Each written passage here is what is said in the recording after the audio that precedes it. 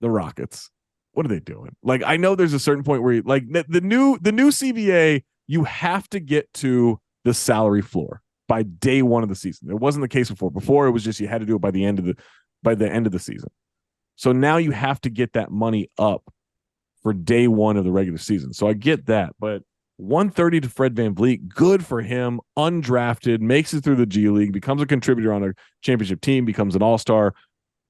He's already made like $230 million in his career now, right? Like, just unbelievable story. I'm happy for him.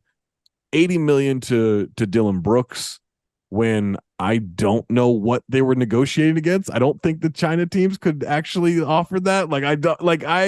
I don't know where that was coming from. Like, everything I was hearing was like 3 years, 15 a year, right? Like 3 years, 45, 3 years, 50, somewhere in that range. To get 480 like that, and then like they're just sending guys out. They're bringing in Jacques Landale for 8 a year, which I think that's an over. Like, I think he's like a decent backup, but like he's like 8 a year for him. That's a Daniel Tice deal again, where they're just gonna move him. Like, the other part of the Dylan Brooks deal, besides the fact that as good as he is defensively, he's absolutely a minus offensively. Potentially he fits into the offensive system a really big minus. of just chuck He it. is he is blocking the minutes of their most talented young guys, Yeah, or several of their most talented young guys. yeah. Thompson, Whitmore, Jalen Green. These are all guys who are going to be vying for minutes against Dylan Brooks, who you have to give minutes to Kevin after Porter Jr. signing. is still there, right? Like, Yeah. So I don't know. I still, as bad as that deal is value wise, I think they're going to be okay. I actually love, I know it's a lot of money for Fred VanVleet, but you're the Houston Rockets. You're not going to get anybody just by offering normal salary. right.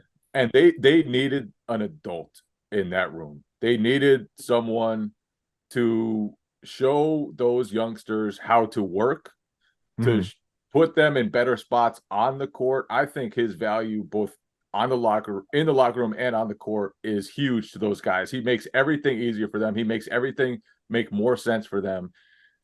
And then they're going to be tough. Van Yeah. Vliet is tough.